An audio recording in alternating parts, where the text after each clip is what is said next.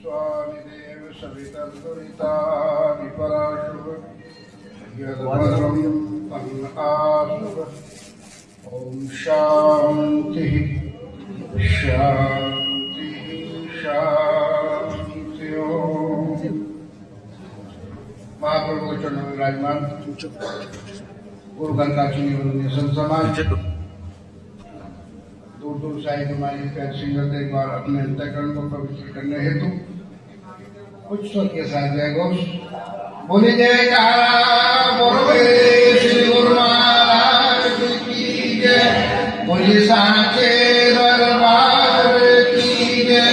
बोली श्री नगरी निवासी भगवान की जय।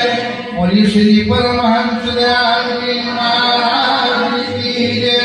बोलिए स्वामी सार विवेकानंद जी महाराज की जय। धन्यवाद। पूज्य बात स्वामी सार विवेकानंद जी महाराज की 11वीं पुण्य स्मृति।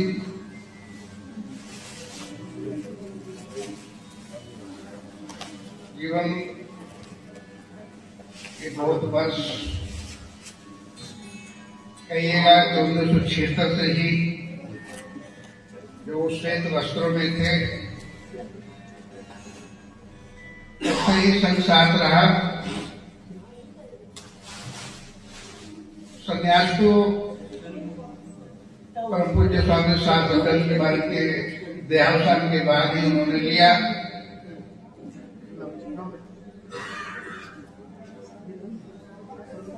परमानंद देव परमहंस महाराज जी के प्रति अनन्य निष्ठा थी उनकी, और वही कारण रहा हो। रामनवमी को प्रकटे थे परमानंद देव परमहंस महाराज जी। तो जब राम जन्मभूमि का सिलसिला चला उस दौरान में तो फिर बहुत लंबे समय तक संग साथ ही रहे। अयोध्या में लाठियां भी खाई, टॉयलेट में घुस जाते थे डर के पकड़े कि बाहर से सारे जैसे बैठा था। कहता वेदमणि जी अंदर आ जाओ। मैं अंदर खुशबू ले ली है। कहते उनकी मुलायम की लाठी बहुत मजबूत है, अंदर ही रहेंगे तो सुरक्षित तो रहेंगे। पूरा आनंद लिया आंदोलन का। वो ढांचा गिराने में भी अग्रगणी है। स्वामी साहब विवेकानंद जी भी 3-4 ईंट ले आए, 2 ईंट में भी ले आया उसकी।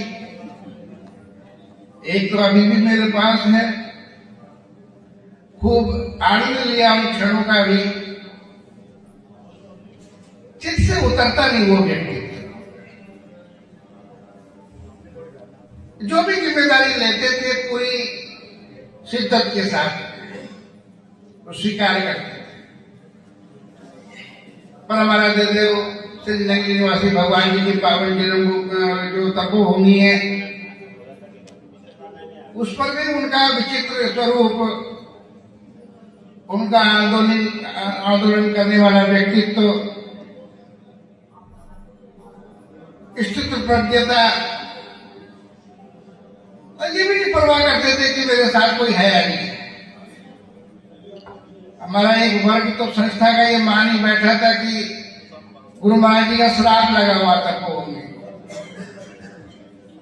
मान बैठे लोग, क्योंकि जहां से हाथ डालते थे खाली हाथ होते थे, कुछ मिलता था नहीं। प्रशासन भी हमारे विरुद्ध, क्षेत्रीय गुंडे उसके लफंगे भी जितने भी थे, बिल्डर, भूमाफिया, वो सब हमारे विरुद्ध। अब कहने को आदरणीय स्वामी ब्रह्मानंद जी, आदरणीय स्वामी सत्यानंद जी और स्वामी सार विवेकानंद जी, और एक गरीब देखते थे कि हमें भीड़ चाहिए। प्रशासन के कान में हमारी डिमांड सुनाई पड़े तो इसके लिए भीड़ चाहिए। प्रशासन की खोपड़ी में भी एक बीमारी है कि जब तक तोड़ फोड़ ना हो, उधमबाजी ना हो, जिंदाबाद मुर्दाबाद ना हो, तब तक प्रशासन भी सुनता नहीं। तुम चाहे आत्महत्या कर लो, अनशन करके भूखे मर जाओ, कोई नहीं पूछेगा। हाँ, जहां तुमने 2-4 जीपों को, सरकारी संपत्ति को आग लगाई, तब सुनी जाएगी। स्टेट तक, केंद्र तक आवाज जाएगी कि क्यों जली है सरकारी संपत्ति। तब सारी बैठकें, डीएम, एसएसपी, एसपी, है ना, गवर्नर, मुख्यमंत्री, सारे फिर पूछेंगे ना हुआ क्या था। तो कुछ हरामी लोगों को यही है कि अपनी बात पहुंचानी है, तो जिंदाबाद से बात बनेगी नहीं, मुर्दाबाद से बात बनेगी। और आंदोलन करते करते स्वामी विवेकानंद जी को ये फार्मूला आ गया था। हम लोग तो सोचते ही रह गए कि भीड़ आती नहीं, नगरी ट्रस्ट के साथ देता नहीं। तो स्वामी विवेकानंद जी ने चुपचाप गए और एक तांगा ले आए, एक साउंड वाला ले आए। हमसे पूछा ही नहीं, देख लिया भी हमारे में हिम्मत तो है नहीं, अकेले ही ले आए। और हर चौक पे जाकर के ऐसी भूमिका बनाते थे ऊंची ऊंची आवाजों में कि भीड़ इकट्ठी हो जाती थी। कहते तुम्हें पता है कि त्रिलोकीनाथ नगरी निवासी भगवान की हरिहर बाबा ने 13 साल तुम्हारे यहाँ तपस्या करी पाकिस्तान से आकर, और यहाँ एक भूमाफिया आकर के अपनी पत्नी के नाम पर, कुमुद पत्नी थी उसकी, उसके नाम पर सिनेमा बना रहे उसका पवित्र तपोभूमि पर। एक तो रावण हुआ था, वहां लंका से आकर के भारत में यहाँ उदम करता था, ऋषियों मुनियों को मारता था। एक तुम्हारे शहर का एक गुंडा भूमाफिया संतों की भूमि हड़प रहा है। तो पत्रकार भी आ जाते थे कि मामला क्या है। कहा मामला ये है। अगले दिन हेडलाइन आती थी अखबारों में, कुछ सुबह वाले अखबार में देते थे, कुछ शाम जो टाइम्स होते थे उनमें आती थी। धीरे धीरे डीएम तक पहुंची, धीरे धीरे बाहर सीमाओं से बाहर निकली।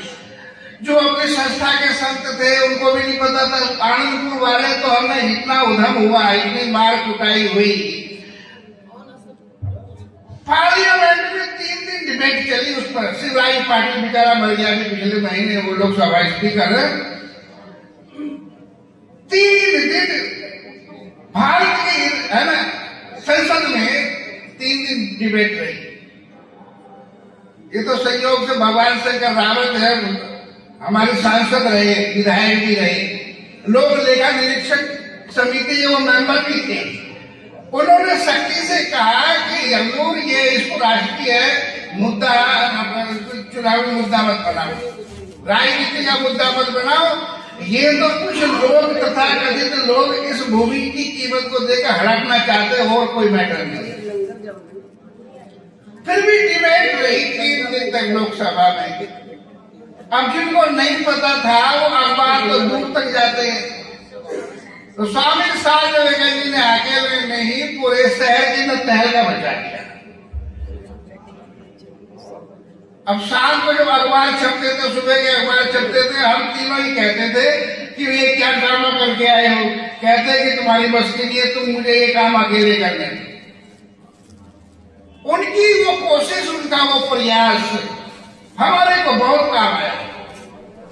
जब भी जन समर्थन जुटाना होता था, डीएम के आगे जिंदाबाद मुर्दाबाद करना होता था, बस बस्तियों में जाते थे, कहते उस मुद्दे के लिए धरना देना। तो जो गुरमुख लोग थे, पुराने थे, सोए हुए थे, वो लोग भी निकल के आ जाते थे। सचमुच निराला व्यक्तित्व। कहते थे कि मैं तो अनपढ़ हूं, लेकिन पढ़े लिखों के कान काटते थे।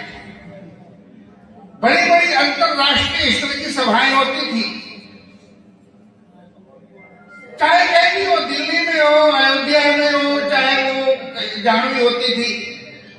अब संयोग से एक बार क्या हुआ कि उनकी ड्यूटी स्वामी वामदेव जी ने लगा दी अयोध्या फैजाबाद के इलाके में, हमारी लगा दी है इधर बीकानेर की साइड में। अब पता नहीं मेरे साथ पक्का ही होना था। हमें एसएसपी ने कहा कि इधर से एक जुलूस नहीं निकालना। हमारे उत्साही शिवसेना वाले, बजेंद्र वाले बोले कि हम कहां से बचाएंगे रथ यात्रा को, मुल्ला तो सब जगह है, 1 ढूंढो 4 मिलेंगे। कहते बहुत मस्जिद है इधर, कहते हमने मस्जिदों में से निकालना है। प्रशासन को जो आशंका थी वही हुआ। हमारे ठीक जो बजरंगी थे वो बोले हम तो यहीं से ले जाएंगे, वो आ गए हैंडमेड बम 3 जल गए। हम लोग यहाँ 13 साल तक 14 साल तक तो मैं जला रहा। जिस महात्मा के जहां पड़ गया वो हाथ मेड थे, हैंडमेड थे, केमिकल के बनाए हुए मुल्लाओं के। वो जैसे भैंसे का कंधा हो जाता है ना, मोटा मोटा खुरदरा ऐसे सबके चेहरे हो गए।